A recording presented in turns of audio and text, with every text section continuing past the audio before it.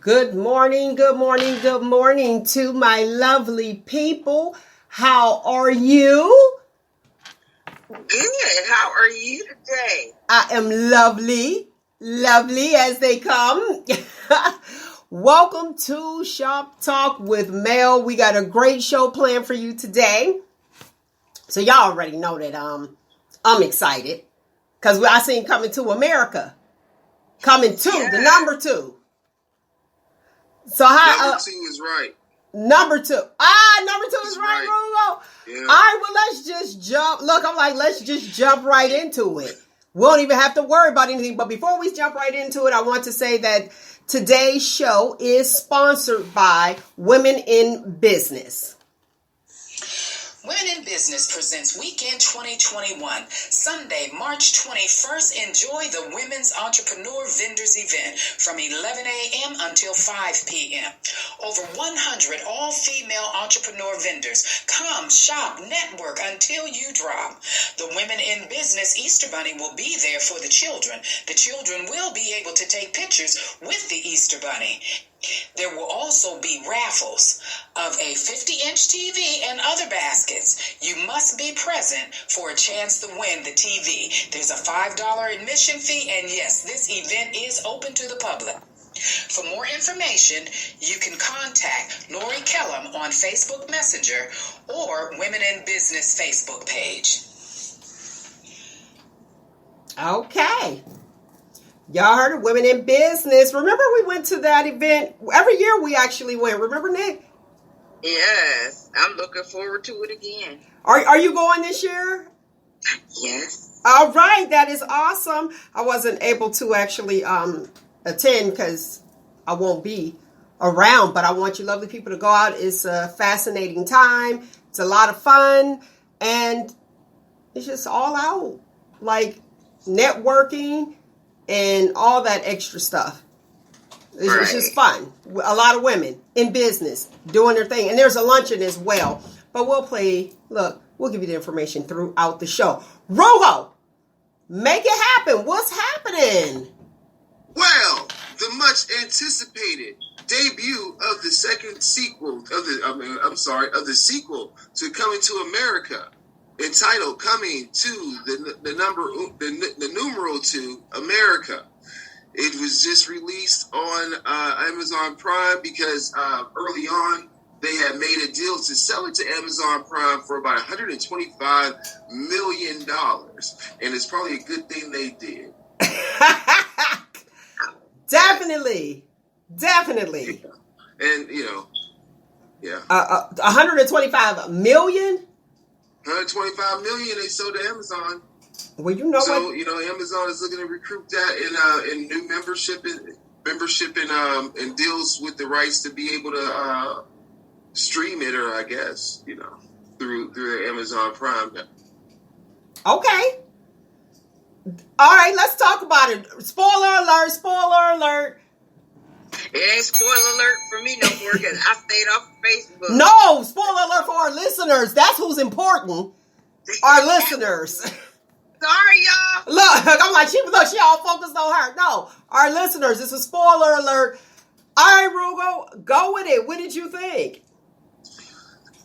I thought that given the great things that Black Panther did in 2017, Black Panther? Yeah, I think that this movie should at least have picked up on some of those notions. What?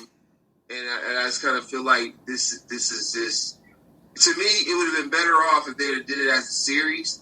Some of the tropes that are in this movie are sort of just not timely, given the events of like what's happened in our country. As far as like, okay, he gets date raped and has a baby. Like, really? That's what y'all gonna do? No, wait, whoa. That's what they did 30 years ago. No, you missing the mark on this one, but go ahead. That was retcon. I understand, but I understand what it supposedly had meant. But go ahead. Yeah. Well, I just think like some of the things that are in this movie are not necessarily good at all. Especially some of the things they try to make moral points on. I think some of the betrayals of some of the characters in their I guess, African influence or whatever was just really not done well. It is, I kind of felt like after this much time to be able to do this movie, they made a poignant point in the movie to talk about sequels and reboots and all that stuff, and they mentioned like, oh, do you really do people want to see a reboot? He's talking about American cinema because she likes it, and then he says to her, well, it's a whole bunch of reboots and sequels that no one asked for, and I don't think anyone asked for this. I think it is, as much as it try to keeps the main themes of the first Coming to America, it falls short with being outdated in its jokes and in its humor and in its stereotypical portrayal of Africans and African Americans. I thought they could have did better. Go ahead, Nick. What's your thoughts? He went real deep with just a simple comedy because that's what the first one was. So to me, it was just more or less comedy. So what's the funniest joke in the movie for you?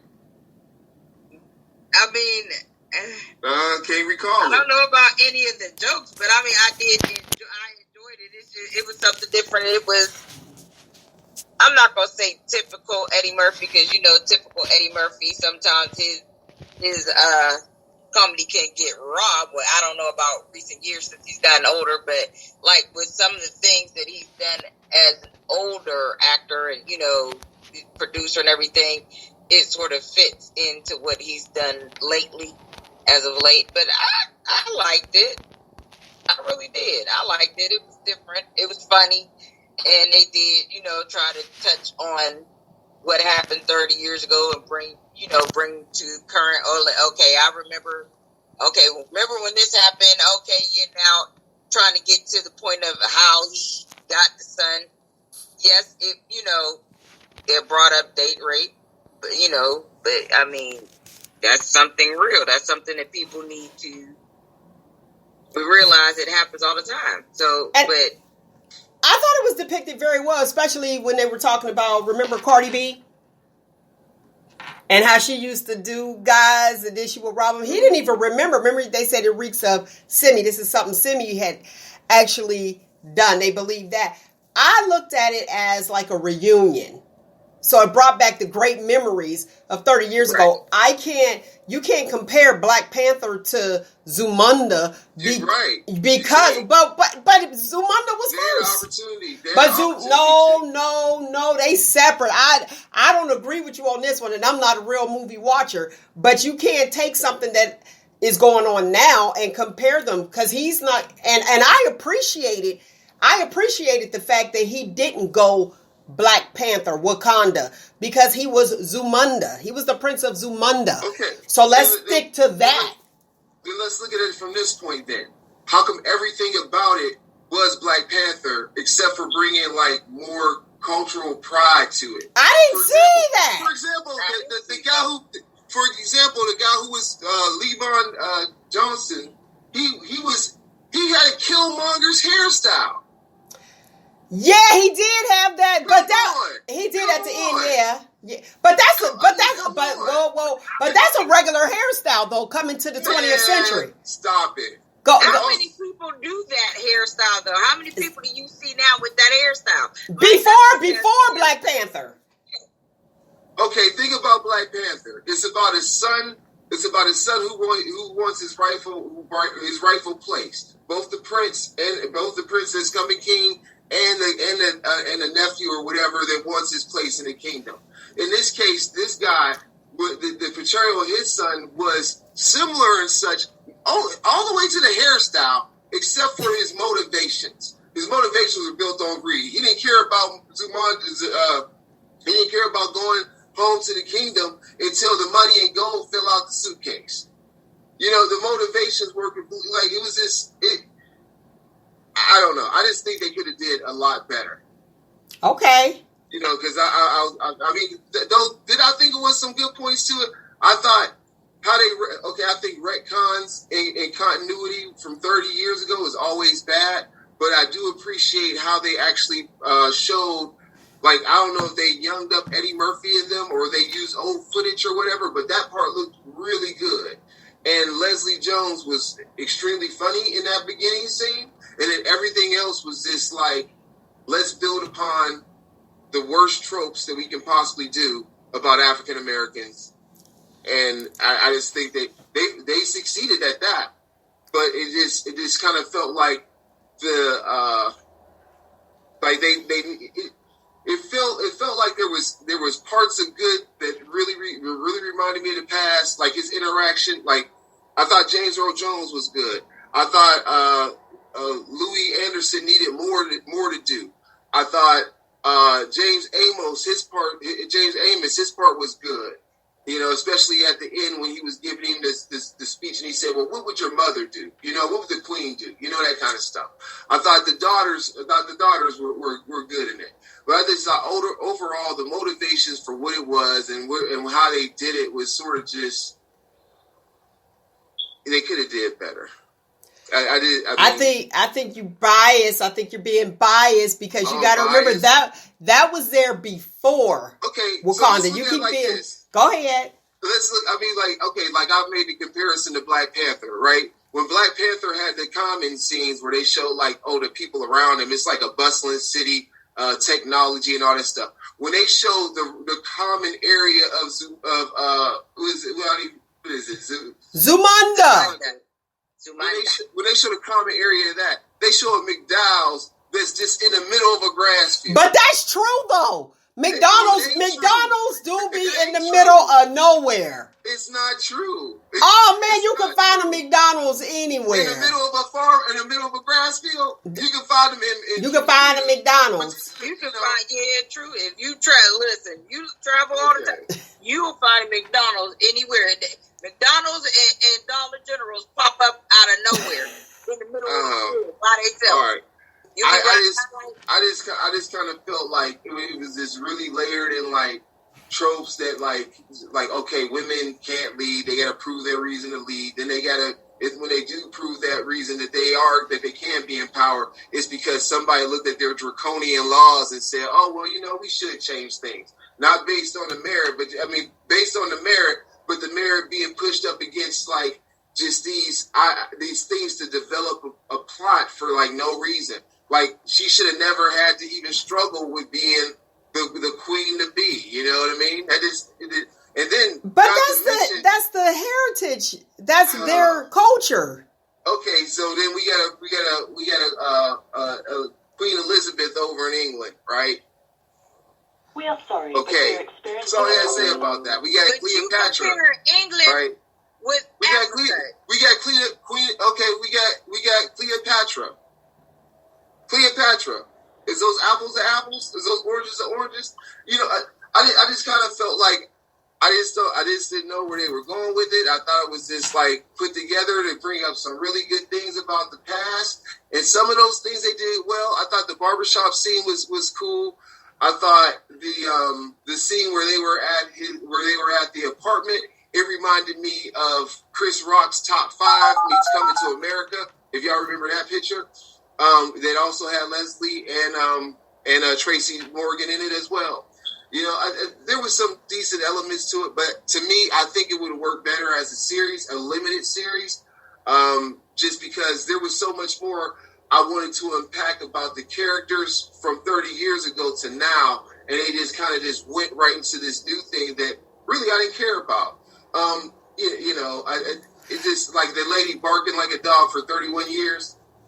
Yeah, it's comedy. Right. It's comedy. That's comedy. That was funny to you. You're trying to mix up a regular Eddie Murphy comedy with. Was that funny to you? Yeah, it was.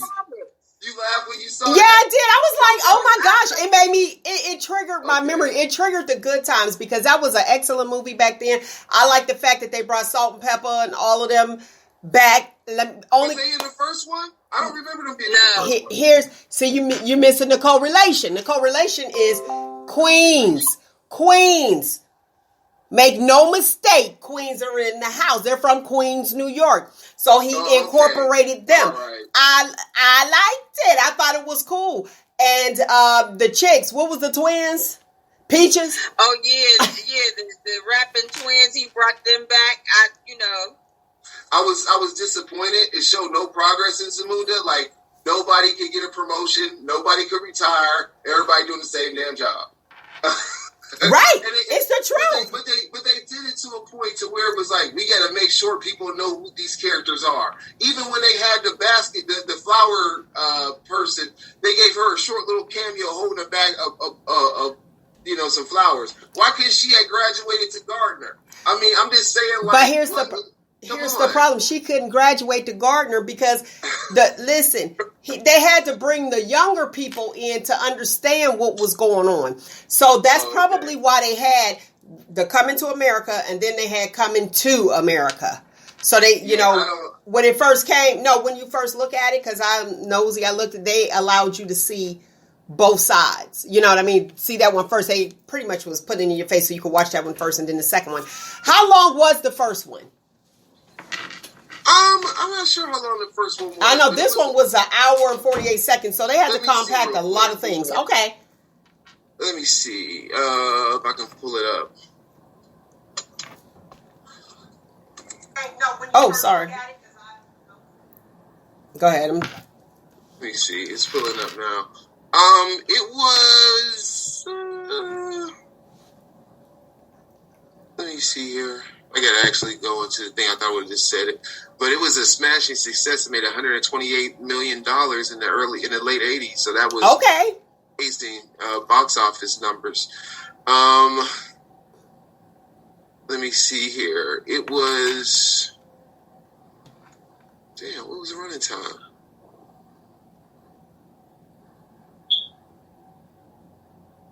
I'm having a little bit of difficulty finding a running time on it. But let's see here. But I know the new one was an hour and 48 minutes. This was an hour. It was an hour and 57 minutes long. So it was about the same. Rated R.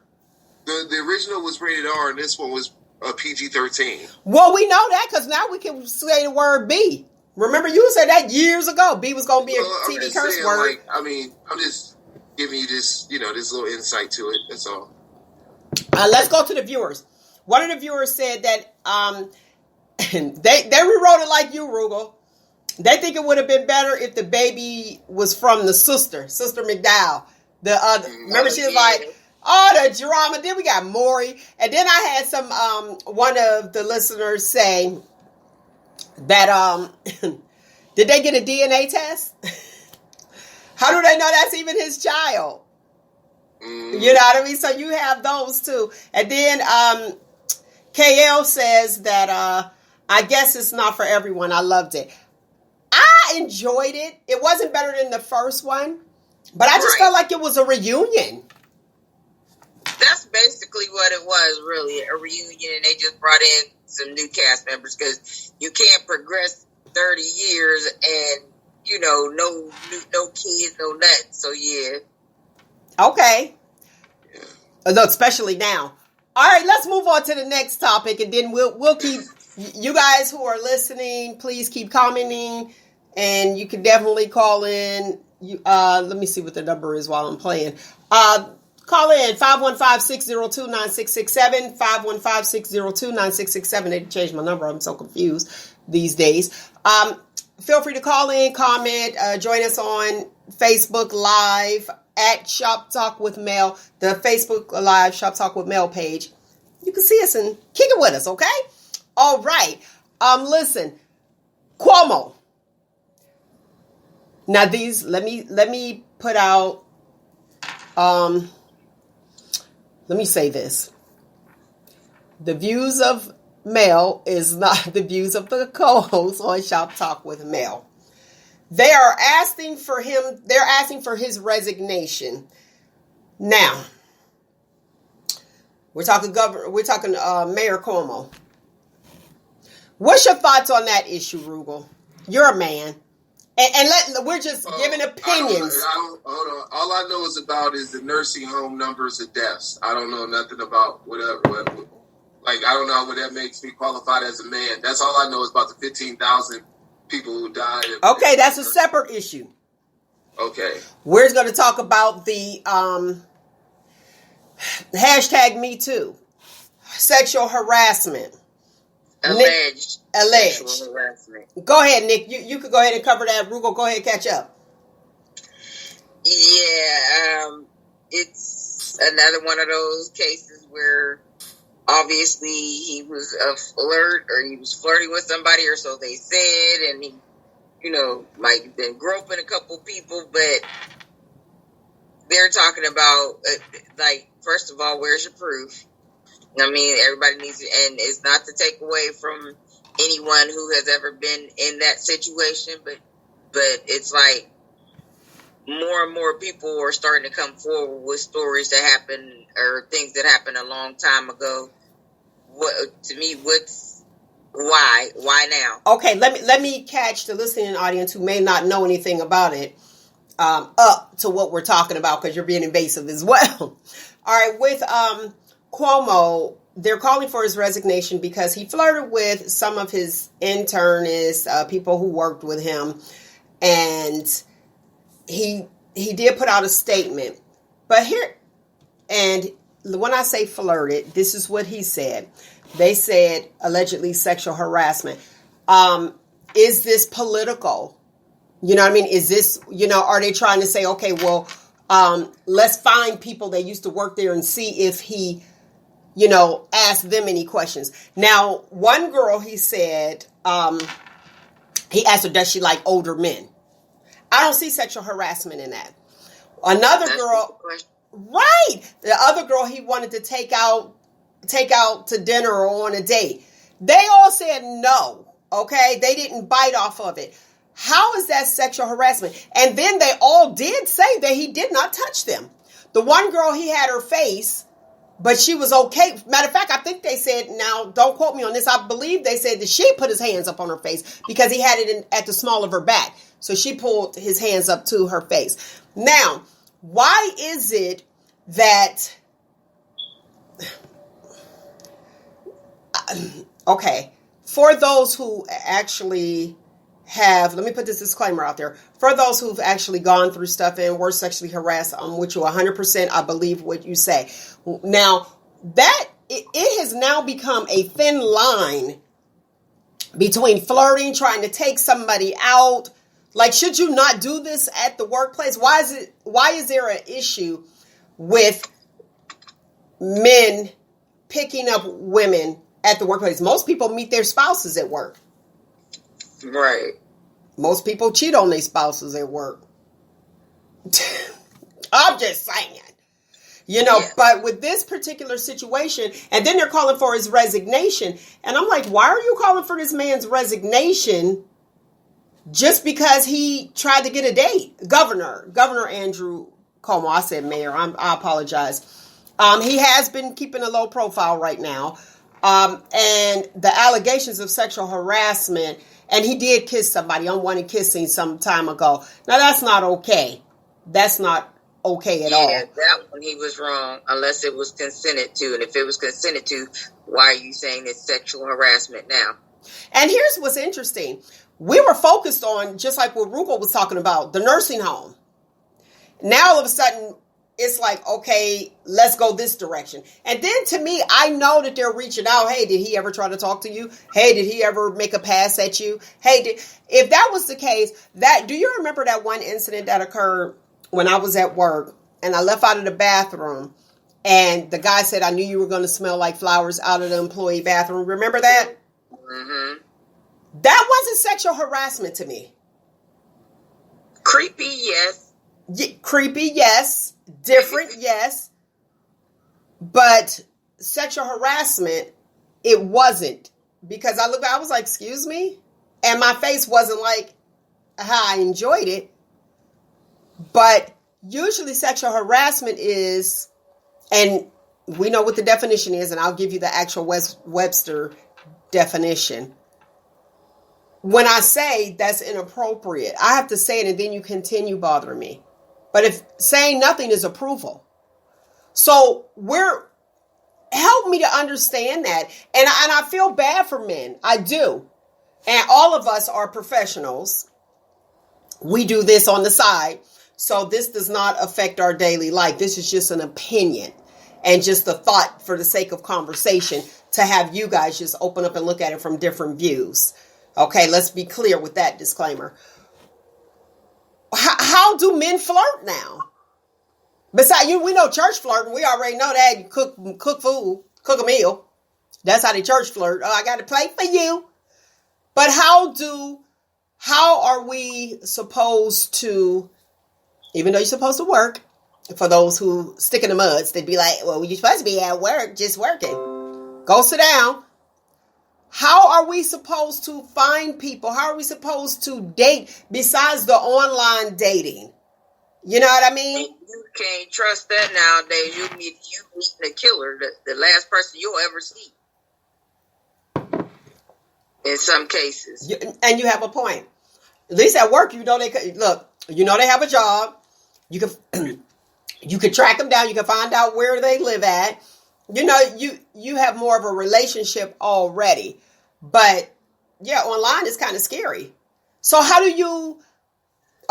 so you can be at work and you can say, hey, how you doing? Hey, how you doing? Hey, how you doing?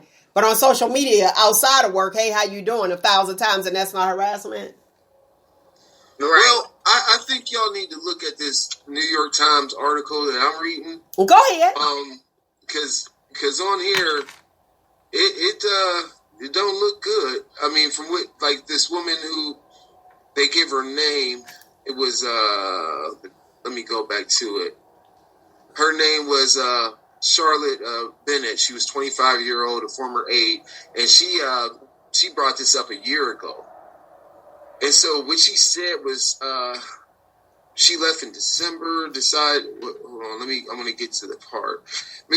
She said here that Mr. Como asked her if she thought age made a difference in a romantic relationship.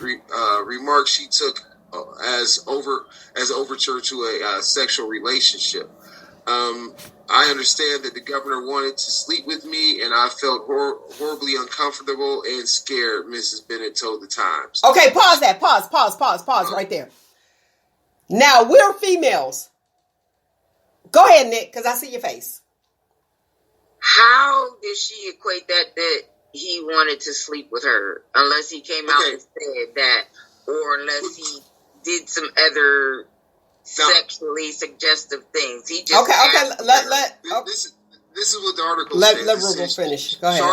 Charlotte Bennett, a 25-year-old former aide to the governor, accused him of sexual harassment sexual harassing her last year, telling the New York Times that Mr. Cuomo, 63, asked her about her sex life and whether she had ever had sex with an older man. Okay. Okay. Can I ask this? So, not on his side, just for the sake of conversation. So, hi, how you doing? I'm Governor Cuomo. Have you ever had sex with an older man?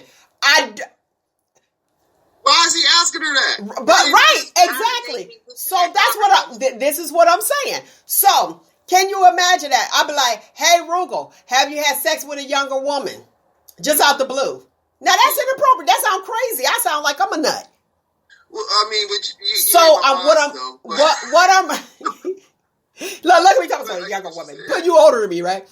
But what I'm saying is, it sounds like they had other conversations before. That's what I'm trying to get you guys to kind of,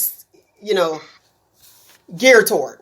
Some of this stuff had to be, especially because, some women are good for, flirting and doing whatever to advance their career. And then once they get to, a stage they want to be, or, they get to where they're like, okay, now I can go ahead and step over this person. Then all of a sudden those advances become a problem. But was it a problem when you was trying to advance your career? Okay, now that's the casting couch. But I'm still, let's not even go that far. And let's give her the benefit of the doubt. Let's say she wasn't trying to advance her career. Well, yeah, everybody is. But not that way. But just that question. If somebody walked up to you, you starting a new job and be like, hey, have you ever thought? I would be like, I am not here. I'm out. I was like, what is wrong with him at that moment? Go ahead, Roogle. So this is another person. This is Miss, I think I was pronouncing it Boyland. This is what she said. Miss Boyland, who said her boss at the time told her that Mr. Como had a crush on her, said the governor went out of his way to touch me on my lower back, legs, and arms and legs. In October 2017, during a flight back from an event in Western New York, Miss Boyan said Mr. Como told her that they should play strip poker. And in 2018, she said Mr. Como gave her an unsolicited kiss after a one-on-one meeting in his Manhattan office. Okay, not justifying him. He touched her on the small of her back. He touched her on her arms. He touched her on her legs. And she stayed. Yeah. That's but we don't know. We don't know. We just speculating. So you touch me on the small of my back. First of all, I'm not that close to you. Get your hands up off of me. That's one. Two, you touch my arm. Okay, you touch my leg. I can easily take your hand and move it away. And I'm just looking at it for the sake of conversation. He done touched her 1, 2, 3 places, and then he asked her, "Hey, we should play strip poker." Again, saying nothing is approval. So it sounds like she may not have said anything for him to keep advancing. But go ahead, you're a male. Talk to me. I don't think silence means consent in this format. I just because the thing is that like this is the whole thing about this whole. I won't say it means consent. I won't say that silence means consent. But when you don't say anything, people don't know. Go ahead. Well, but the thing is like, why is he making these advances at these women? Because he like them. She said he had a crush. Didn't he say that? The point I'm saying is like, should he be expressing to anybody that he has a crush on somebody who works for him? And then should he be making these advances to women in the workplace? I mean, that's the thing. They're not like the one situation he had accused of was at a wedding, right? This is like a third person that said he did something at a wedding. But these other ones, it seems like these were actively in the workplace. I mean, this wasn't like an after hours event or anything like that. And he just, made these advances. I kind of like, isn't the guy married? No, I thought he was single. He's single? Yeah, the brother is married. Okay. Well, I just kind of feel like, all the women he has the ability to be able to connect with because he's the governor. Do it outside of your office. You brought up a valid point. But go ahead. I'm gonna let you finish your thought, Roogle. I'm just saying, like, meet some woman. If you wanna try to have, I mean, obviously in the fairy, I said he's single, but it's like, don't. It's the same old saying. What they say: do not eat. Do not. Do not get your honey where you make your money. Yeah, either way. All the terms is out there for it. I just kind of feel like he brought this, he brought this on himself. Now, as far as like if they can prove that he did it and all that other stuff, I don't know. That's a whole nother case. But what I'm saying is that don't give people the ability to put you in a bad place, but just leave them alone. Treat them as the professionals that they are. And you hired them to do a job, not to do a job to get closer to them. And I think I mean, okay. Can I ask if it's valid? Like, I don't know if it's valid. It's going off the information I read. Right? Okay, can I ask you this question? Yeah.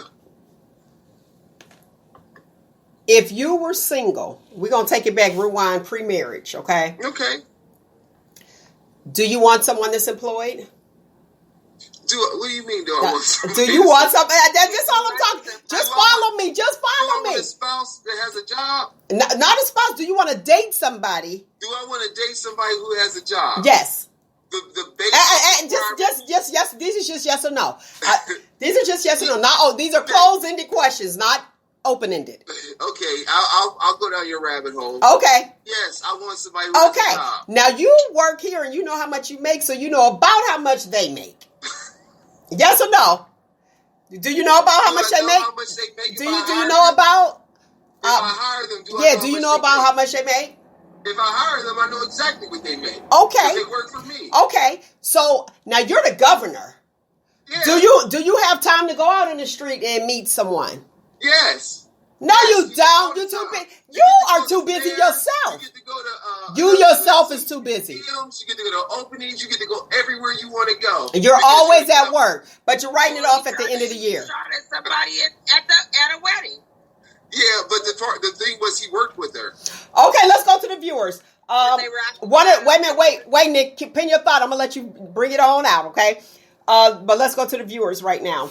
A few of them agree with you, Roogle. They say just focus on your job, bro.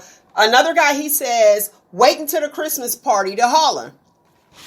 Wait till those events, okay? And you're right. Another viewer said it feels politically motivated. You let this guy become governor and never said anything. So she's with you, Nick. Go ahead, Nick. That's the thing. How did they let him get to that status? Because if he is doing this, that's not the first time. He didn't wait till he became governor. He's been doing this. Somebody should have said something then. Somebody should have stopped him. And for those women who decided to stay employed there, if you don't listen, ladies, if you are in a situation at work, and I understand it's about the money, you got to pay bills, but guess what? Do not stay in a situation that you are not comfortable with. I don't care how many bills you got. If you are not comfortable in that situation, you feel like it is sexual harassment, go ahead and say something right there. And all jobs have this training. You have to say something right then and there. Period. Point blank. Don't let it keep going on. Don't, I feel it. Quit if you got to and find another job. Whatever you have to do. But you have to, this is why they have these trainings all the time. You have to say something when it happens. Don't wait a month, 6 months, a year, 20, 30 years, and then decide, me too. Nah, you say something then when it happens. Period. Point blank. End of conversation. Go ahead, Roogle. You work in a predominantly female. Oh, it's Women's Month too. You work in a predominantly female profession, and did you feel like you were walking on eggshells? I felt like the thing is you got to treat people like the professionals that they are, and that I early on when I was young in my career, I got harassed. I'll admit that I got harassed. I mean, did you tell? Obviously not. I didn't tell. But the point was just like, when you're in that situation, it's awkward. Like, what do you do? And so like in these women's case, like the first woman, she left, and she talked about the situation that happened to her in 2017. I don't know if she reported or whatever. Then the other woman, I think she works. She was a state the economic development agency. She worked there from 2015 to 2018. I don't know if she left or anything like that, but she talked about events that happened in 2017. But the piece for me is that, like, these are people who want to progress their careers, and they shouldn't have to do that by engaging in people in ways that make them feel uncomfortable. These women, they never stated they had a significant other, but guess what? It doesn't matter. They felt that he should not have came that way at him, and he. I mean, if it's proven that he did, shame on him. I mean, this is not. I can't convict him of something we don't know if he's going to be convicted. Because it's all alleged. But yeah, but the point I'm saying is that, like, you put a lot of stuff out there for people. I mean, it sounds like, Bill Cosby over again. At first it was like, Bill Cosby? Oh my gosh. I'm just saying, like, the thing is, it may not be the same level of aggression that Cosby did, but the point is that the more people you get coming out the woodwork, it just doesn't look right.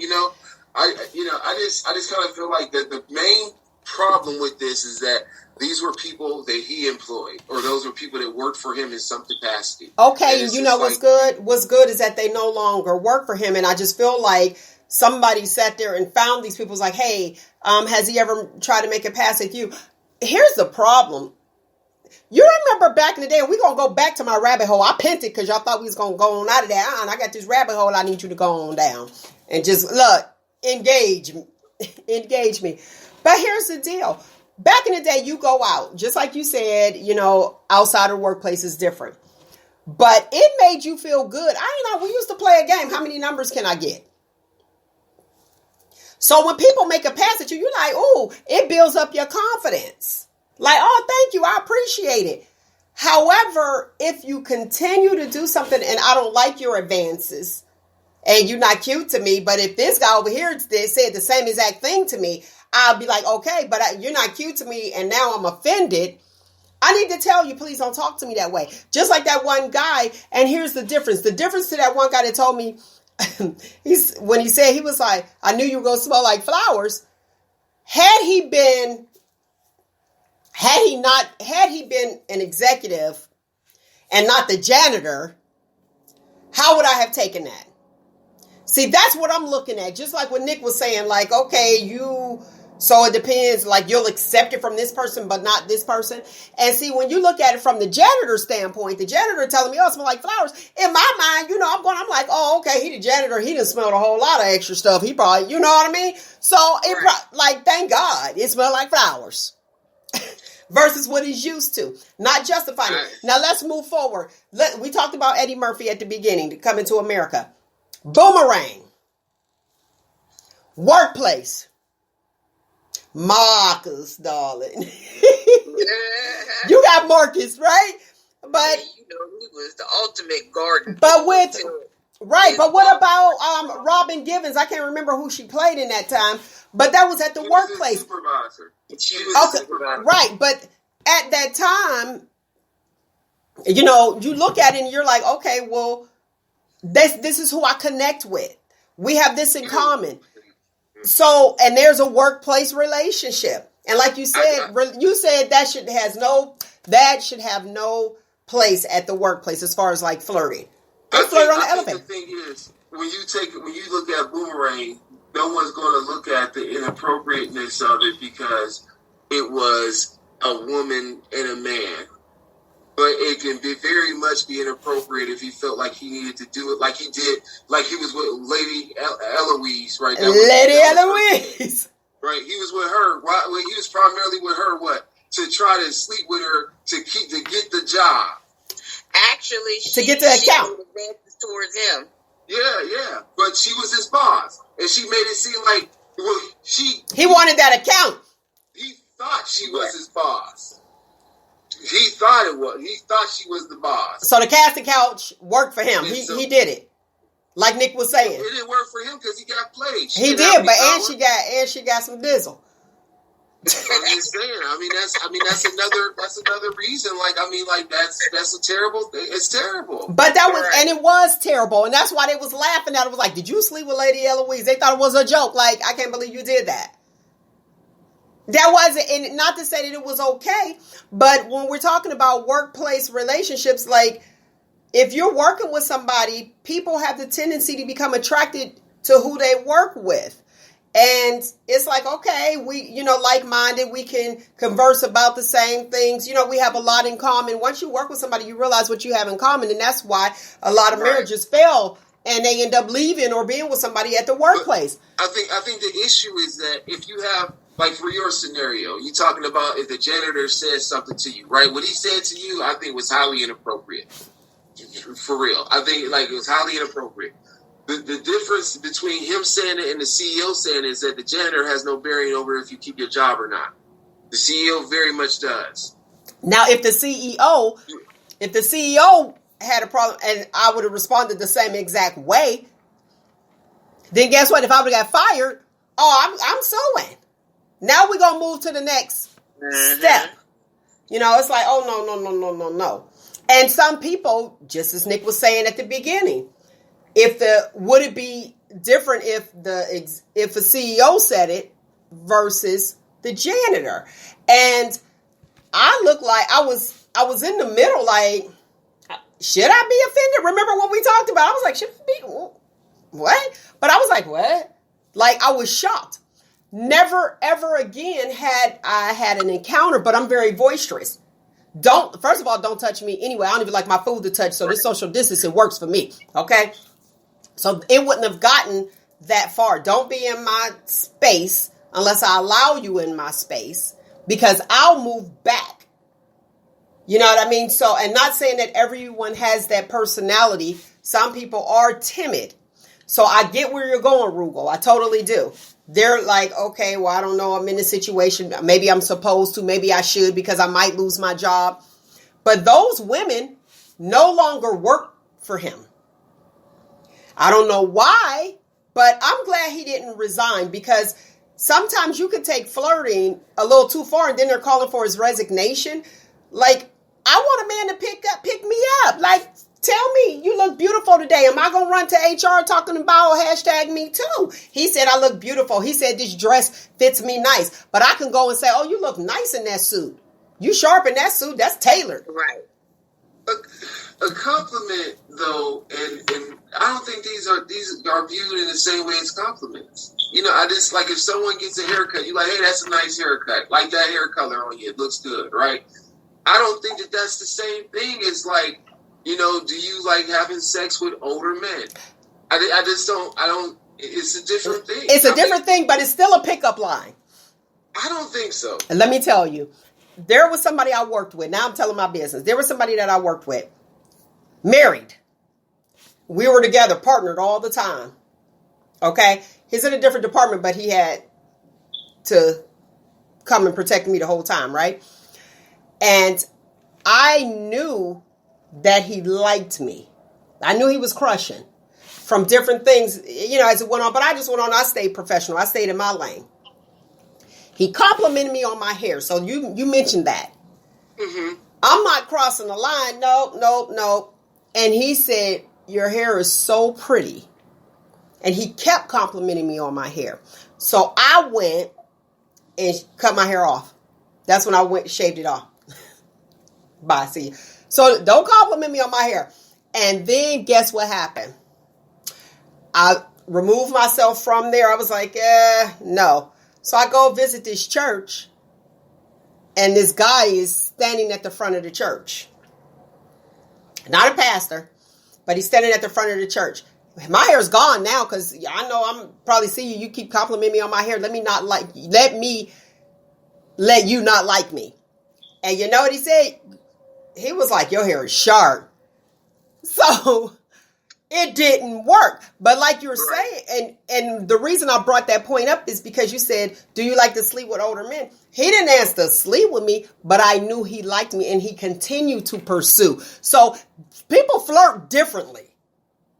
And you know what I mean? It's like, okay, you didn't blatantly say that, but you were compliment. I like the compliments, bring them on.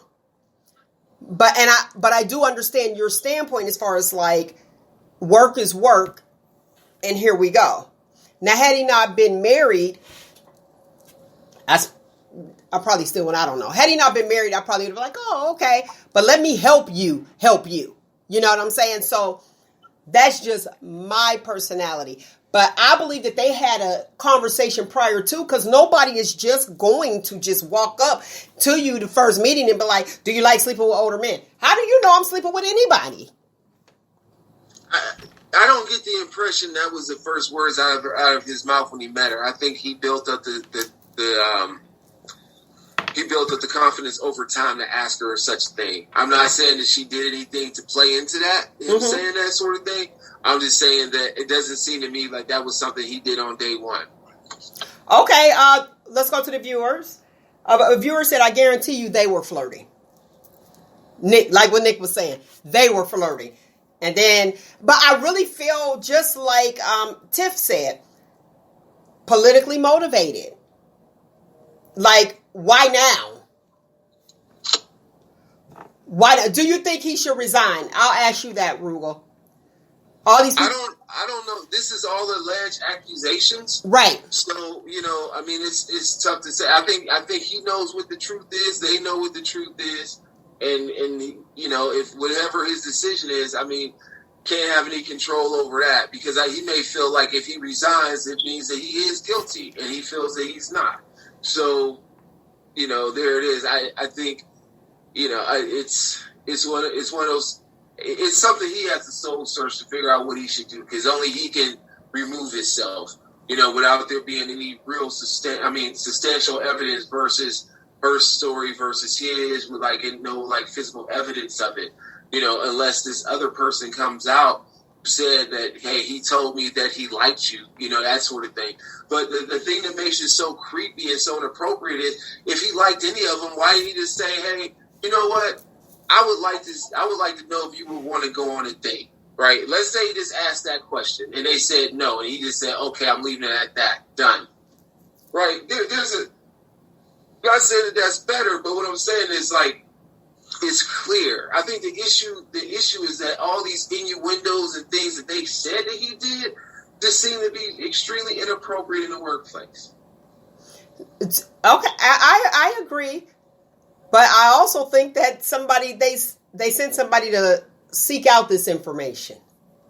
Because, like Nick said, how did he become governor? Like, now you talk about something from, way before. So let's see what he did back in the day. Because, these are all accusations while he's a governor. Right. I don't know what he did before that. Right, but that behavior has not just started when he became. If those accusations are true, that means he's been doing it all of his life. So he was married for 15 years and he got divorced in 2005. All right, so I don't know what he did before. So in other words, he's just a horny old man. The end, right? Y'all know. But the thing is, if these accusations, this is the first foremost number one, if these accusations are true, he did not just start this.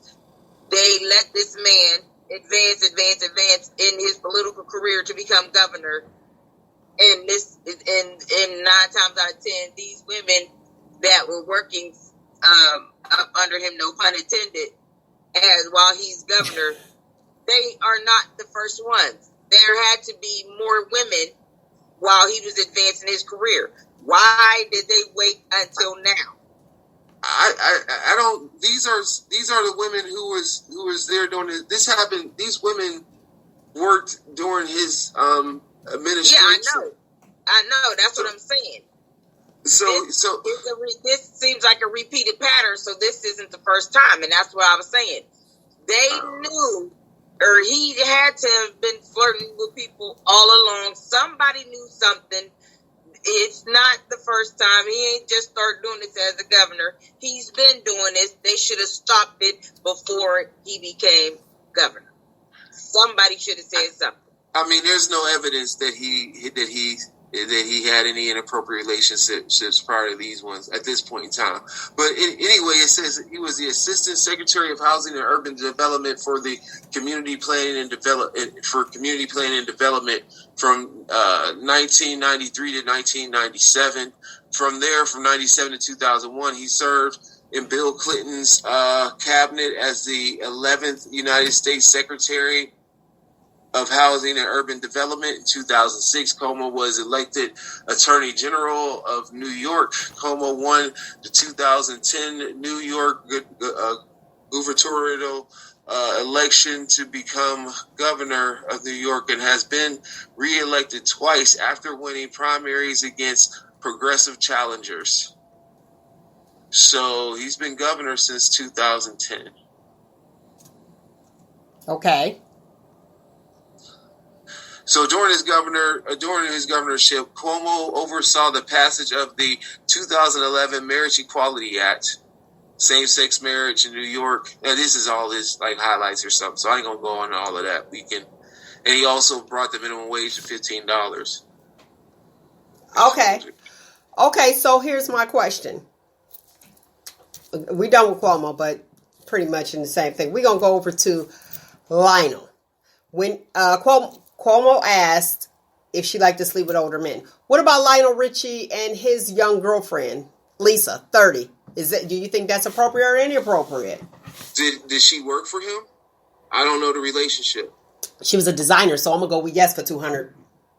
I don't think there's an issue about what people's ages are. I just think it's an issue about if those people feel comfortable entering into that conversation with you. And if you're going to be flat out and ask somebody for a date versus like being all creepy, wanting to touch their legs and kiss them without their consent and all that other stuff, it's, you know, that's not what's up. Yeah, and I wonder how that went. Who initiated the first kiss? So does the female initiate the first kiss? You know what I mean? It's like, if you're old school, the guy does. It's just such a. They work for him. They work for him. Okay. I mean, a lot of women, a lot of people have gotten like people to want to talk to them that they don't work in their workplace. You know, they may brush them off and say, "Yeah, I'm not into you," and that sort of thing. The difference is that I'm your boss. Okay. And I'm doing this. So where do you think Patti LaBelle met her new boyfriend? Patti LaBelle, 71, boyfriend, 41.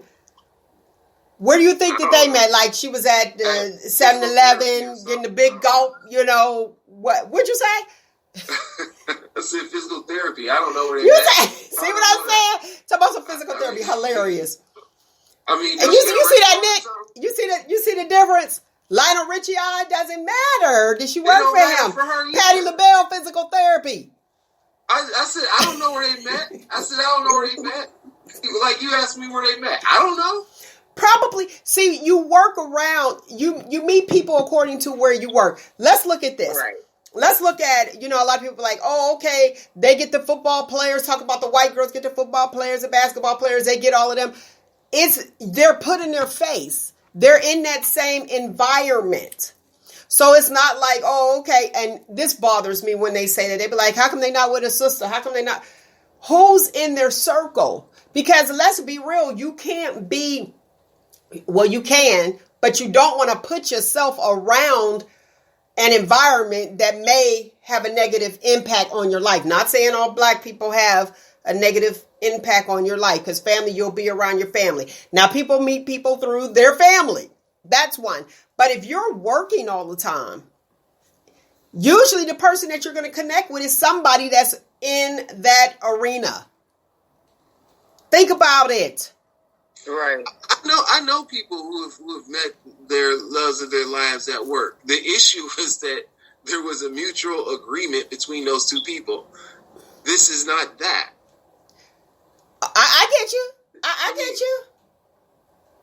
This is not that, because they worked for him. Let me tell you something. If I'm going to date somebody, I'm trying to date the boss. I'm not going to lie to you. I'm not going to look for Roogle down the hall. And nope, you want them perks. Right. I want the one in charge. You want the perks. I want the leadership. Uh-huh. I mean, as a female, I'm just going to speak, you know, like, coming to America, here I go. I want the prince. I don't want Simi. I want the surf and turf. I want the king. I don't want the jester. And when your surf and turf be Salisbury steak and a can of tuna, what you gonna right. Oh, that's bad, right. Right. Remember that surf and turf we was talking about a while back? He said Salisbury steak and a can of tuna. If your I want a T-bone or a porterhouse or a New York strip and a lobster tail. Serve. I'll even take the crab leg. You gonna get USDA grade, what's that grade beef they put in the can? And Roogle, what was that turf from that restaurant? What was that turf I had? Y'all remember? And I was outdone. Was it clam strips or something? It was something like, it wasn't lobster. I know that. It wasn't crab legs. It was something else. I was looking for was it shrimp? No, it wasn't shrimp. Was it shrimp? I wanted lobster. It was something like that. I was like, where my lobster at? Or something. That's crazy.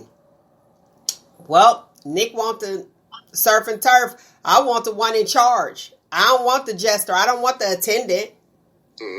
Look, like Lisa's sister. You know what I mean? Like, You don't want Lester the court jester? No, I don't want Lester the court jester at all. He'd be a lot of fun to laugh and all that stuff, but I want to be up top, like, get out of here. Yeah. So if I'm going to go all the way for it.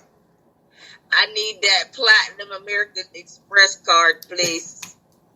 If you go deal with somebody in the workplace. The black card. She wants the black card. I think I watched too many Hallmark movies. Y'all doing the most, man. Y'all doing the most. I mean, really. I mean, yeah, because, you know, that one got the money. I know how much you making. I know how much he making. He the boss. He making more than both of us, so I want the boss. Okay. See, we want the boss. If I'm making more than you making, oh, bro, I ain't got that to do. Right. Mm-hmm. All right, we have to go to commercial break. And today's show is brought to you by Women in Business. It is Women's Month. Women's Month. Did you know anything about that? Yeah. Nothing else. Women in Business presents Weekend 2021. Join us Saturday, March 20th for Phenomenal Women, a women's empowerment brunch. Ladies, come out and listen to 3 phenomenal ladies on Saturday, March 20th at the Metroplex Expo Center from 11 a.m. until 2 p.m. Doors open at 10:30 a.m. RSVP, only $30 per ticket. Speakers are Madonna Chisholm-Pinkard, Stephanie Gilchrist, and Tiffany Hamilton. For tickets, contact Lori Franklin at 330-953-9628. This segment has been brought to you by Women in Business. All right.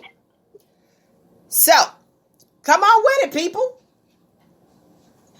What you thinking about? You see Roogle there. What? Come on with it. Tell me. What do you think about Women's Month? I think it's great. Okay. Great. I think we need to bring more attention to it. I think there definitely needs to be, you know, if it has, I mean, it has to be more publicized, you know, for what it is, you know, yeah. But it just can't be a celebration of what women have done in the past, but what we're going to do to forge forward to get more equity and equality. Okay. Starting with Kamala. Starting way before Kamala, but I don't need reminded about Women's Month. Her name was Kamala. Listen, before we do that, Kamala, whatever, right? I'm happy that she's in that. I'm happy that she's in that place. But a Women's Month, I mean, we're reminded every month that we are women. Exactly. So why? When is Men's Month? Yeah. When is Men's Month? Men's Month is Father's Day. That's what you get. You celebrate men for being dads. They know it's a special day for us. I beg to differ. What James Brown say? It's a man's world, but it won't be nothing without what? A woman or a girl. So that's every day. So when did that start? When did Women's Month? This is my first year ever hearing about Women's Month. I've never heard that either.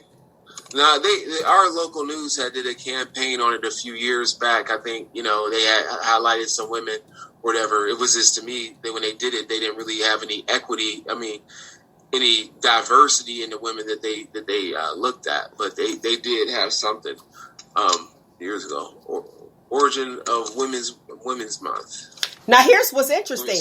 Women's Day was February the 28th, 1909 started. It was started in 1909. But now they have March is Women's History Month. Interesting. So celebrate women just the month of March. And there are phenomenal women that are out there before Kamala or Kamala, however you want to pronounce it. Before her, but I do see the change, and I think it's amazing. Go ahead. What were you going to say, Roogle? Like it says here, the Education Task Force of the Sonoma County, California Commission on the status of women's planning and execution, a Women's History Week celebrated in 1978. The organizers selected the week of March 8th to correspond with International Women's Day. The movement spread across the country as other communities initiated their own Women's History Week week celebrations the following year. In 1980, a consortium of women's groups and historians led by the National Women's History Project and now the National Women's History Alliance successfully lobbied for national recognition in February of 1980. President Jimmy Carter issued the first presidential proclamation declaring the week of March 8th, 1980 as National Women's History Week. Okay, now let me say this, because I don't want you to read the whole thing, because it's only, we all running out of time. February 28th, 1909 was the first day. It was Women's Day. That Women's Day took place in New York City. And it was for the recognizing the women of the socialists and the labor movement. Now, I seen you said, let's move it forward. You said 1980, they started with the week, and then now we have a month. I mean, I'm not taking away from it. I think it's a great thing. Nobody gave me nothing or recognized me. No, I'm recognized every day that I wake up. So I'm not mad at it. But I'm just thinking, every time you turn around, there's a different month for something. But what I do know March to stand for, and I'm really for this, not that I'm not for Women's History Month. I recognize these phenomenal women that we have out here in your neighborhood, the mothers of the community, every single day. But what about Multiple Sclerosis Day? I look at the diseases that are in there and making people aware of the diseases that are out there that attacks people that we have no control over. You know what I mean? It's like these things actually happen. So that's what I look for. Look, I'm like, that's what I look for. And I'm not shading, Women's Month. Because like I said, we celebrate it and we know and remind it every single month. All right. But I just was curious. I'm like, is there a Men's Month? So you guys are every month then, huh? Since it's a man's world. I think the issue when you talk about men's month or white history and all that kind of stuff is that those are the going trends. Like those people or that race is more celebrated in our everyday walk. So therefore, you don't need to have a special day to bring attention to them because they're riddled throughout our history, all the way from how we celebrate our government holidays to how they to laws that are in place. And people having to conventionally live up to a middle class institution that does not recognize the strives that people have to face in order to have a piece of what we call the American pie. Well, let me have a piece of the American pie and celebrate Women's Month and pay me the same amount that you pay a man. Yeah, a white man. Yeah, that's what it's all about. See, then I'm cool with it. Okay, I'm totally cool with it. Like that's crazy. Don't need the money. Where the money reside? Speaking of where the money reside, to my understanding, that third check will finally be coming out. About time. And the $300, word to the curb is that the $300 a week for the people collecting unemployment will be implemented again. What's your thoughts on that? So they're moving toward another big vote on the third round of stimulus checks. I just think what we learned is that... Oh, but you can be left out this time. Go ahead, Roogle. Businesses should be paying what they owe in taxes, and every American should get a check every month. Stimulate the economy all the time. Give people money. Who was that was running that said that? Somebody was running for office. Andrew Yang. Okay. Yang. Yeah. Okay. So tell me that the 1,400... And then we look at it, I don't have my calculator, but you figure 1,400, 12 months, what's that, 125? Is that 125? Somewhere around in there. Go ahead, I know you. Come on, genius. Roogle. I think 1,400 divided by 12. 1,400 divided by 12? Yeah. You got $116.66. Okay, I was off a little bit. I would have went over on the Price is Right. Okay, so $116 a year. And they say that it's to pay down. They say it's to pay down the debt. How's that gonna work? How's that gonna work though? What are you saying? What I am saying is, I appreciate the 1,400. I ain't even gonna lie. I appreciate the 1,400. I ain't gonna say that I don't want it. Thank you. Right. But am I going to be eligible for it? Because they're saying that this means that it means that millions of previous recipients that got the stimulus before, they won't get the cash on this new go round because of the new stipulations. Well, I only got one stimulus, and that was back in the day. I don't know what's going on with these other ones. What, the 1,200? Not near nothing. I didn't get the 6. I didn't get the 14 or whatever. Well, ain't nobody get the 14 yet. What I'm saying is, I didn't get the 6. You know, so if the 6 was supposed to be out there, I don't know how they divvying that up, but I ain't get it. Okay, go ahead, Nick. If you file your taxes, you are supposed. That's one of the questions they ask if you have received it. If you didn't receive it, you're supposed to let them know. Well, I gotta go. What they gonna do? They gonna pay us? That's all. I'm trying to. I think they're supposed to add that 600 in there, the extra 600. But yeah, that's one of the new questions when you file your taxes. But you know what? This is good news for those, because remember, before we were under the impression that you couldn't make more than 75,000 combined as, a household. But individuals earning less than 75,000 a year and couples making under 160,000 would still receive the full 1,400. Then payments will start, phasing out. There will be no money for single taxpayers earning more than 80,000 or joint filers whose income, like I stated before, is more than 160. So, for the bosses, the ones that I'm attracted to, they ain't getting no stimulus. But do you think that that's unfair? No. You don't? I don't. Okay, go ahead. Elaborate. I just think that, the issue is that if you're still working and you haven't been impacted like everyone else has been, should you get it? I don't know. Especially if you over a certain income. Haven't been I think that's the thing. Haven't been impacted. You're not eligible for food stamps. You're not eligible for, I guess it's medical if you buy into it. You're not getting any extras, but you're still spending money. And if you have a business or, what does it say? More money, more problems, more money, more bills. And just because, but just 1 second, please, Nick. Just because you don't fall under a certain guideline does not mean that you don't need it. But I think the thing is that they created a lot of different ways for people to get it. Like if you was a business owner, you could get stimulus and all that stuff for your business. There's different ways to go about it.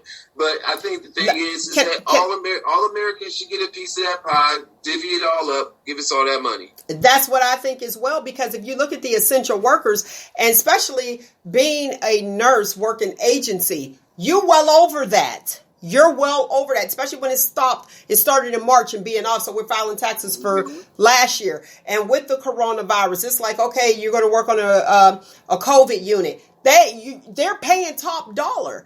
And we're out there trying to make sure that everybody is taken care of. And then we don't deserve the 1,400 because we made over the amount. Go ahead. Do you think that's fair? Yeah, you deserve it. The thing is, you deserve it. The issue is that the way we look at poverty in this country is based off of capitalism, and it's ridiculous. We don't all have the same opportunities to be able to pull ourselves up our bootstrings or whatever. How they said that crap. Right. It's true.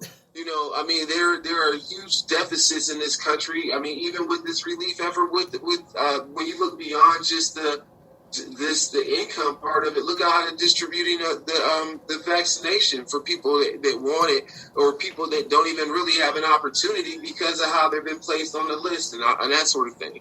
There's so many economic driven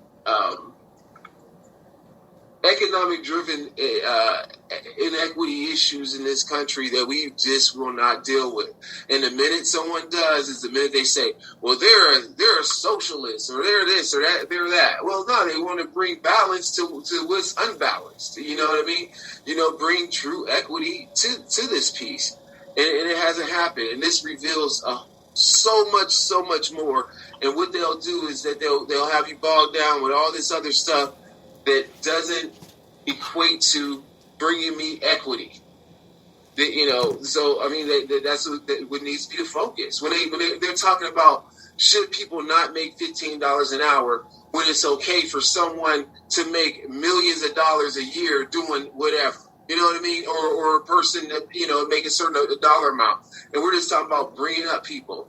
If you make $15 an hour, if you do that, the price of bread is going to go up. Well, shit, I can't afford a loaf of bread now. So raise the money, at least raise the money. Like, give me that.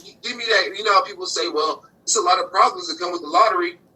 And then you'll hear somebody like, well, I wish I had those problems for a minute. I'd try those problems out, right? It's crazy how they try to pit us against ourselves and tell us what's going to be economically good for the country versus what's economically good for our own pantries. Okay, we're going to talk about Evanston, Illinois right after these messages. Women in Business presents Weekend 2021. Sunday, March 21st, enjoy the Women's Entrepreneur Vendors event from 11 a.m. until 5 p.m. Over 100 all-female entrepreneur vendors. Come, shop, network until you drop. The Women in Business Easter Bunny will be there for the children. The children will be able to take pictures with the Easter Bunny. There will also be raffles of a 50-inch TV and other baskets. You must be present for a chance to win the TV. There's a $5 admission fee, and yes, this event is open to the public. For more information, you can contact Lori Kellum on Facebook Messenger or Women in Business Facebook page. This segment has been brought to you by Women in Business. All right, Evanston, Illinois. Did you hear about Evanston, Illinois?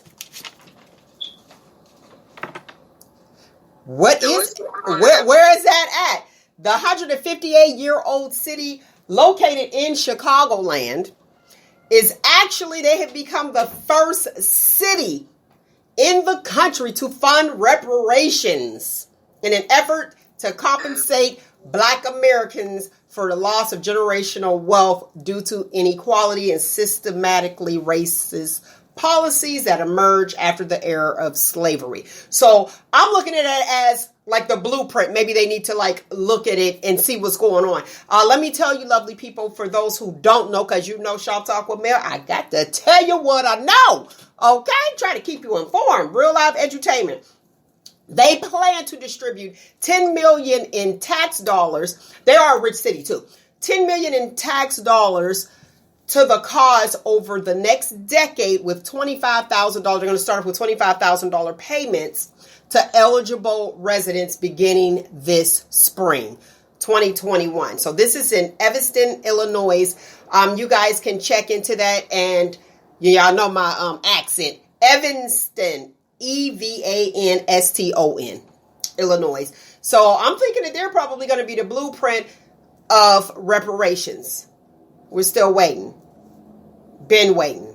And they were using the homes and putting the homes. I remember, I want to say this was in 1998, 99. I remember reading, and it was all out there, too, in California, where Reverend Al Sharpton, they were all talking about the reparations. He wanted, 40 acres and a mule. But then there were other people that were like, well, let's give the community, we'll pay them back by giving them new houses. But you're putting those new houses in urban areas. And we see that now today. But I didn't sign on for that. So I'm with Evanston, Illinois. Roogle, you remember that?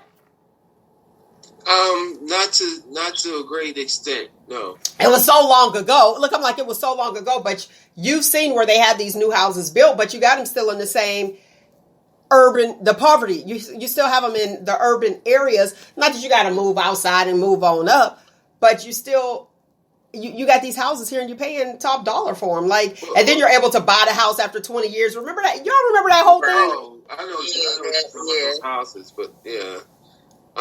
Yeah, but in this case, if reparations isn't telling me what to do with the money. Right. You know what I'm saying? Right. So don't give me a home and say, this is where we're going to give you a home at. You know, give me the ability to have a home wherever I want it. If I want it in the middle of Rodeo Drive and it's zoned as residential, then that's where I want it. Right. You know what I mean? Right. You know? Right. Now with this, this is the reason I brought this up, because you said when we were talking about who will be eligible for it, and I was saying that even if you do make over $75,000, everybody, like, what's his name? Yang, what he wanted to constantly pay the community to stimulate the economy. Yes. Yeah. I like that. Don't discriminate. Everybody gets it. And the $15 an hour that you were talking about, Roogle, for minimum wage, my question is this. $15 an hour for minimum wage, usually that's like your high school graduate or not. What about the people that graduated? You got a master's degree. Are we going to bump up the hours?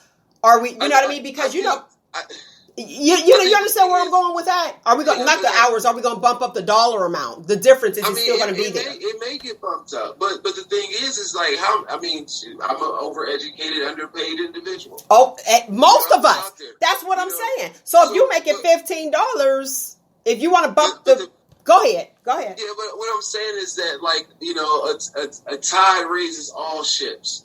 So yeah, there may be more money for people in certain occupations where it should be an increase.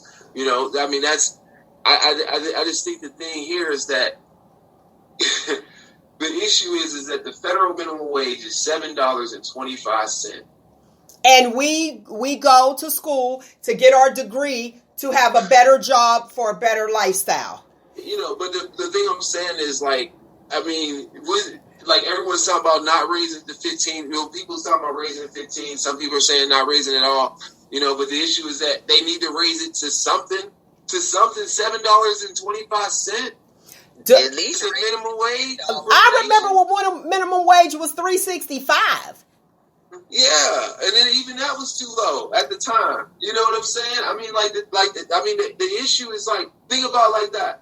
How long has it been since, like, it was like that when, I'm trying to think. The only minimum wage I can remember getting, this might have been a little bit above minimum wage, but it was like $5.81 is 85 or something like that an hour. And I'm probably giving my age away or whatever. But you said what? $5.85?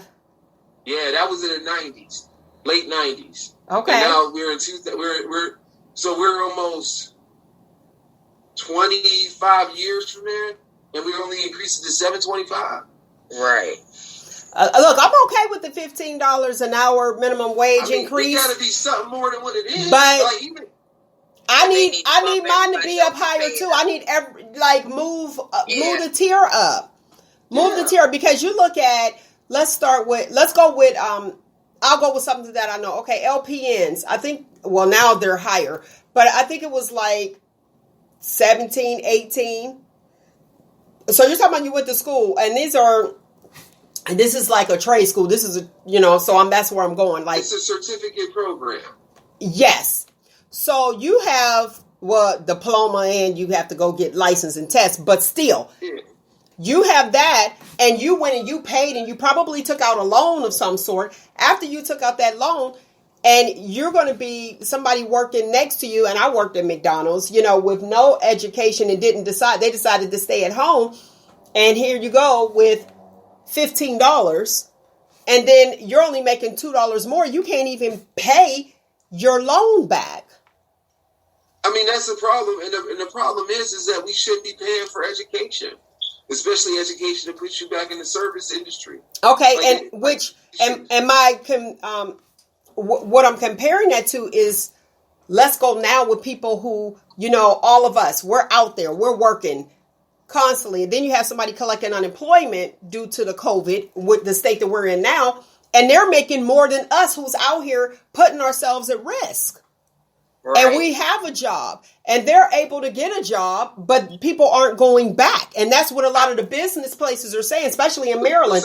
They were like, we can't get people to come back because of the unemployment. But the problem is not the people getting the unemployment. The problem is that we have historically underpaid people for work that they should be getting much more paid for. You know, like they see it. Look, and they see it now. They're like, no, I'm good. I mean, that's the problem. Like people getting $600 a week and be like, man, if I was only making $600 a week, you know how much better my life would be? You know, that's what these people are saying. Like, so why is it that our economic system, our capitalist system, is set up for people not to be able to buy? Ford, when Ford made the Model T, he wanted to make a car that his employees could buy. Okay. And now we're in America where you can work for a company and not be able to afford the product that they sell for the most part. Point taken. Like, you shouldn't have to go into economic ruin to get a car. You shouldn't have to. You shouldn't have to. You shouldn't have to have the weight of the world put on you to maintain a mortgage. It's crazy, and the only reason it boils down to is that hardworking people don't get compensated what they should, and then we got all this bureaucracy saying that $15 an hour is too much, but they ain't gave a counter or proposal or nothing. So it's either all or nothing for us. There's no in between. There's no way of making this movement higher. Come on. Like, if Republicans think $15 an hour ain't gonna work, they ain't come up with 14. They ain't say 13. They say it's $7.25 an hour. Yeah, they said that was okay. And on that note, we'll have a word from our sponsors.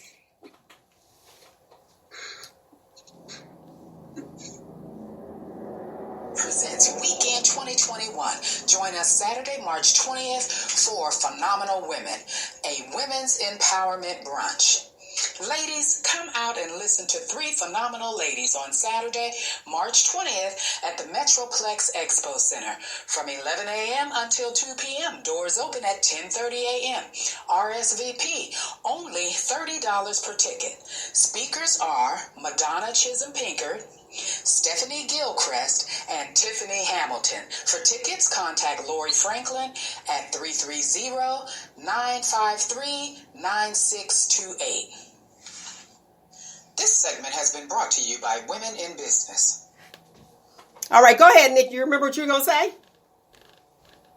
I was going to say the lawmakers, how about they try to survive on $7.25 for 6 months, and then maybe they'll come to their senses and realize that you can't do it. People are struggling. So yeah, $15 an hour is not a lot to ask for minimum wage. But of course, if you make minimum wage $15 an hour, of course you need to bump up everyone else's wages as well. I mean, because the money that we are making, we are, like you said, we are putting back into the economy. We are putting back into businesses. We are putting back into our utilities and taxes. So what's the problem? I'll tell you this. Recycling the dollar that you're giving us. Yeah. This is what they should do. All elected officials should make the minimum wage for that state. And let's see how quickly that should change. You're not. That's what Nick was saying. That's what she said. Let them live off of it. Yeah. Let them do it for you, because I guarantee you, after a month, they'll probably be like, I can't do it. But make them mandatory, especially if they keep denying and everything. Make them do it for 6 months. Make it mandatory 6 months. Now you tell me how you live, and no, you can't touch your money that you already got in the bank account from. Nah, you got fresh bank account. You got to live off of this. Make $7.25 for 6 months, and I guarantee you, they will definitely come to an agreement at that point. Okay, I agree with you. That's interesting. So let's talk about the Dr. Seuss books. Did you hear about that? Yes. Let's talk. Let's shut up. I honestly did not know that man was racist. I really did. And when I was younger, I used to love Dr. Seuss. Green Eggs and Ham was my specialty. I loved that book. But, I mean, it's high time. If there's certain things that is inappropriate that had racial undertones, then yeah, it needs to go, period. I mean, we need to get over all of this. It's, then you have a lot of people that are, now they're crying, they're taking away this, they're taking away that. And I love these books and this and that. Man, listen, just we need a whole new overhaul. But yes, if there are racial undertones in some of those books, then yes, by all means, pull them. Okay, so on Beyond the Zebra, that particular book. Honey, I didn't read that one. I ain't gonna lie. Now, what do you think of? I immediately go to George Jefferson.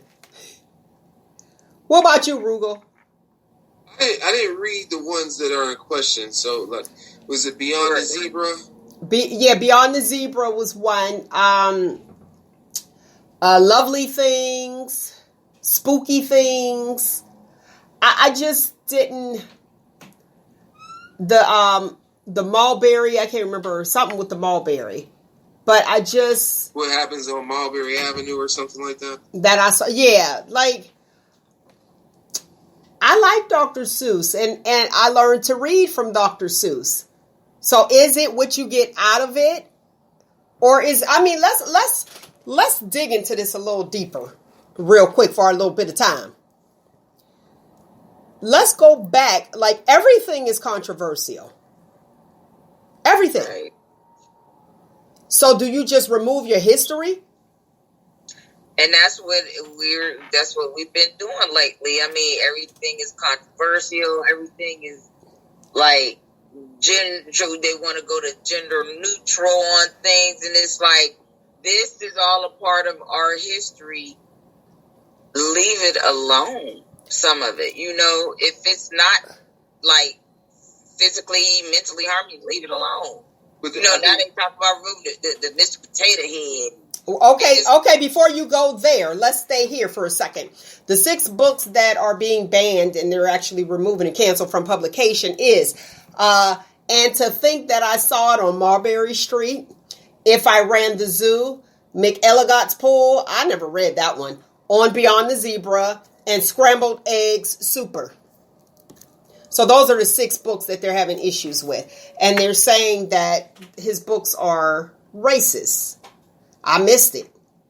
But like I said, like Beyond the Zebra, I think of George Jefferson immediately with Helen and Tom and their daughter Jen.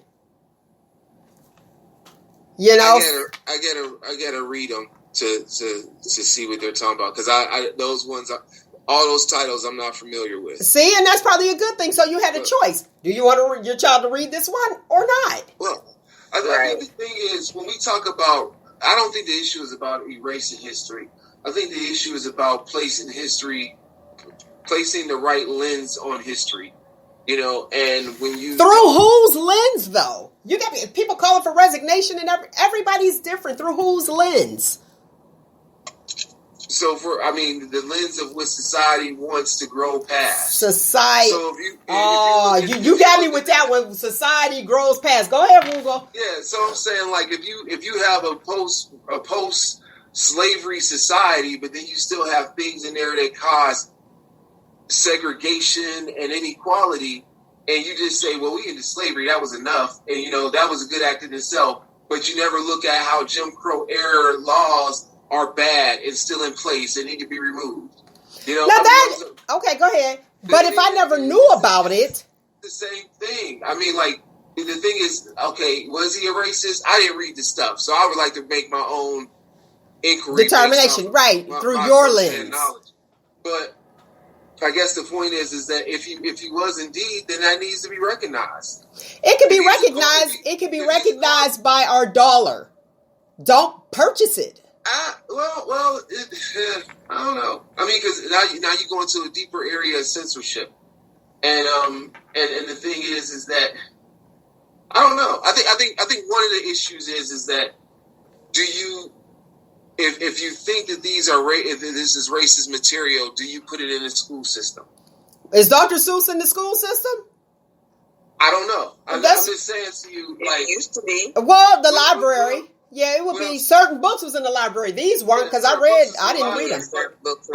I guess what I'm saying is, like, sometimes things are removed because of the seed it may plant in someone to think that it's appropriate to have a society that is inequitable, with no equality, no diversity. But who are these people? These people are they, as I use air quotes, the shoppers. They are, you know who they are? Who are they?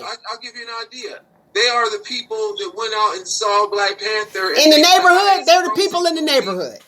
Yeah, those are the people that's saying, like, hey, if you make a movie for me, I'll go and see it. We'll go and raise more money than any other standalone Marvel movie ever. That's a standalone. But I mean, if you give us a Jordan Peele and he gives us a Get Out, we gonna go and see it. And this whole thing is about. But that's the thing. Exactly what you said. Yes, I went and saw Get Out.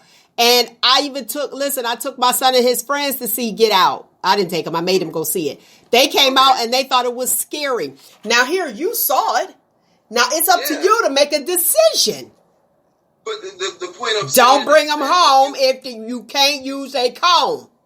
The point I'm saying is that if you don't have the opportunity to have a Jordan Peele make a movie, then that's the issue that lies at the base of this, is that we have a society that's built off of thinking that only a certain person that looks this way can do a certain thing, or will have the ability to have access to doing a certain thing. See, diversity is important. Diversity in culture. Why is it that we want to remove somebody else's culture? Not that I agree with the same culture. We want to. I don't even want to say boycott, because you do want to boycott things that are bad. And I'm saying that. But for the sake of conversation, let's look at this thing. Is it reversed? Because I want to remove your culture. Let's take all this down. This is your culture, but I want to keep mine. You know what I mean? Diversity is important. We need diversity. But if there are materials that talk bad about how you should not have a seat at the table, that's discrimination. Okay. And I think Stay. Pause, because I'm gonna go right back to you. Yes, that's discrimination. Why you shouldn't have a seat at the table? But just because I'm at home and I have my thoughts, because I think some people the same color as me don't need to be having a seat at the table because they cousin or whatever. They could get the job. You know what I'm saying? Let's be real. But you can have your thoughts, but let's say remove your thoughts altogether. No, whatever you thinking, whatever your family thinks, whatever you were brought up with, eliminate it. It's no good. Let's go over here, but you want to keep yours. Oh, okay, guess what? You can't work here. Oh yeah, we should be able to have our natural hair. You got natural hair. You got your dreadlocks. This is my culture. But society, the people in your neighborhood, says, that's not appropriate, Roogle. I apologize. And then you say, you go straight to HR. I'm able to be exactly who I am, but we're not allowing other people to be who they are. I think it's totally unfair. Just keep it right there, Roogle. Write it down, because I want to come back to it, but we have to have a word from our sponsor. Okay, I'm like, write it down, Roogle. I want to. Let's get deep. Let's dig deeper on Shop Talk with Mel. Women in Business presents Weekend 2021, Sunday, March 21st. Enjoy the Women's Entrepreneur Vendors event from 11 a.m. until 5 p.m. Over 100 all-female entrepreneur vendors. Come, shop, network until you drop. The Women in Business Easter Bunny will be there for the children. The children will be able to take pictures with the Easter Bunny. There will also be raffles of a 50-inch TV and other baskets. You must be present for a chance to win the TV. There's a $5 admission fee, and yes, this event is open to the public. For more information, you can contact Lori Kellum on Facebook Messenger or Women in Business Facebook page. This segment has been brought to you by Women in Business. All right. Thank you. Go ahead, Roogle. I told you to write it down. Yeah, I know, but I guess we were talking about this whole thing about equity and stuff. What I'm saying is that no one wants a society that's going to have materials that help people breed hate and discrimination. Okay. And if those materials are doing such a thing, that's why they want to remove it. Like I said, they ain't removing the whole catalog, just those 6 books. Right? Oh, right. So they think there's some validity in green eggs and ham. Everybody loved that. One of the viewers said, "Man, I be thirsty to make those green eggs and ham." Go ahead, Nick. Listen, removing things from society is not going to remove hate from people's heart. Period, point blank, end of conversation. You can remove it, and 10 years from now, that same person will still be a racist. You're right. That same person. I'm sorry. Go ahead, Nick. No, I was gonna say you're right. That same person may indeed still be a racist, but the thing is that next generation that comes from that person may very well not be, because they weren't bogged down with the same propaganda that led to that. How many people? Like I have relatives that had interracial marriages and stuff like that, where it was like, the spouse's family had an issue with it or whatever, and but that person who got married did not have that same issue that the family had. So I'm just saying, like, this is a thing where you want to look at what is systemic and how do you make systemic changes. Like, I may not ever be able to change one person's point of view. They have to, A, want to change, B, be in a situation where they can have the opportunity to interact with somebody in a way that isn't, that is purely about understanding the other person's point of view. Like, can we truly have dialogue, and can we truly listen? Can we actively listen to what our people who don't believe what we believe have to say, and then to truly listen to it, find a way to bridge that gap. But if we have materials that say, like, black is bad, if you're not of the Aryan race, then you should not exist. Do you want kids to have access to that? I mean, I don't know. I would say no. See, that's Todd. That's Todd. And do you want to have children have access to that? No, that's why it's important for the parents to be totally involved and watch what their children are watching on television, watch what your children are reading, look at what they're actually reading, and then make the determination based off of that. So parents need to be active in whatever their children are dealing with, because what was that? I thought, is it Nickelodeon? I thought Nickelodeon was all good. And this is just my views. And then I started watching what mine was watching, and I said, "Hold up, what is this?" I thought I was on HBO. I said, "We got basic. Like, what's going on here?" And that was where the show Drake was on. But they were dealing with the issues that were happening now, and I wasn't ready for mine to deal with those issues yet, because they weren't at that age, and it was a teen show. What is it, Degrassi or something like that? Oh, Degrassi High. Yeah, I said, "Oh, wait a minute, hold on. We just going in elementary," and I'm thinking, the television is on the regular channel, so okay, all is well. So I do hear you, Roogle. I do hear you, and thank you. And we had to get it from all aspects. Let's talk. Nick. How you doing? You look cute, but girl, you tired, huh? Child, midnight is kicking my behind, but I'm trying to make it. Okay, now Nick brought up Mr. Potato Head. Now, for those of pansexual, for those of you who don't know what pansexual is, that's where you don't determine the sex. Like, you're a person. Doesn't matter if you're a male or female. But I thought potatoes, I mean, why do we have to have a sex? But Mr. Potato Head, let him be Mr. Potato Head with a mustache. Like, what? Like, really? And I'm not trying to be funny, but that's like why do we even have to talk about this? While they playing, they had Mrs. Potato Head too, because I had one. Yeah, okay. This is what and all of that. I seen an interview from the chief executive officer or president of Mattel Hasbro, and he was saying that Mr. Potato Head and Miss Potato Head aren't going anywhere. They just came out with a new line called Potato Head, and people have lost their God-loving minds over this whole thing. Like, do it matter? I mean, like, if you got all the parts in there to make whatever potato you want, does it matter if it's Mr. or Mrs.? Because I mean, it's the Well, same I guess damn it matters potato if it's pie. mashed. It matters if it's baked mashed. Like what? I mean, but it's the same. Like did Mrs. Potato Head have a different shape than Mr. Potato Head? No, it's the same damn potato.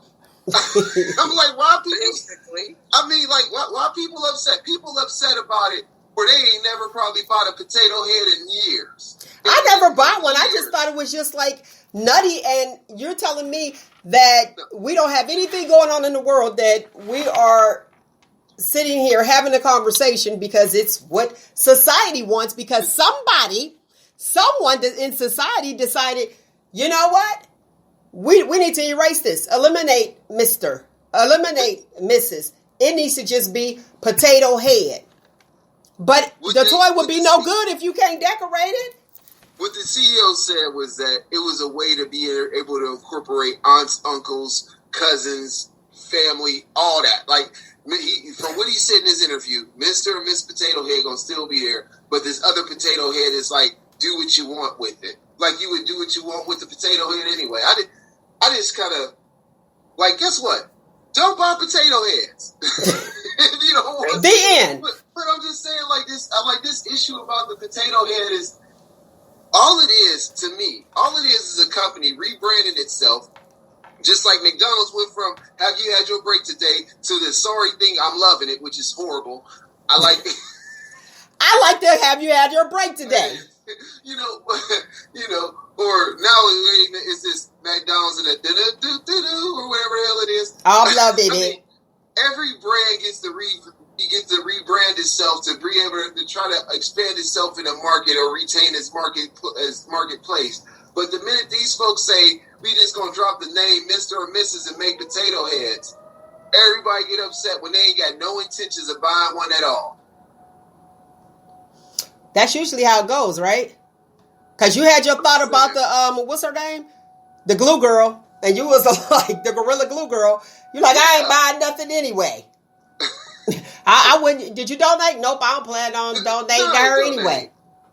To the gorilla. Can't even talk. No, of course not. Go ahead. No, I mean, that's all I got to say about that. Me and Forrest Gump. That's all I got to say. All right, Forrest Gump. I'm just saying, man. I mean, it's just crazy. And then the thing is, I just want to know the person that's running out buying potato heads. So you think it's just to stay in the news? Any attention is good attention. Well, I'm just saying, like, who is these people that ran out to go buy Mr. Potato Head, and they was like, there's no Mr. Potato Head, so I can't buy it. Matter of fact, ain't even no damn toy stores to go to anymore. Now, that's true.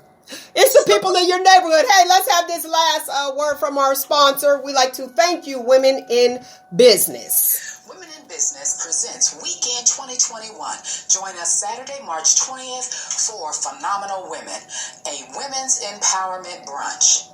Ladies, come out and listen to 3 phenomenal ladies on Saturday, March 20th at the Metroplex Expo Center from 11 a.m. until 2 p.m. Doors open at 10:30 a.m.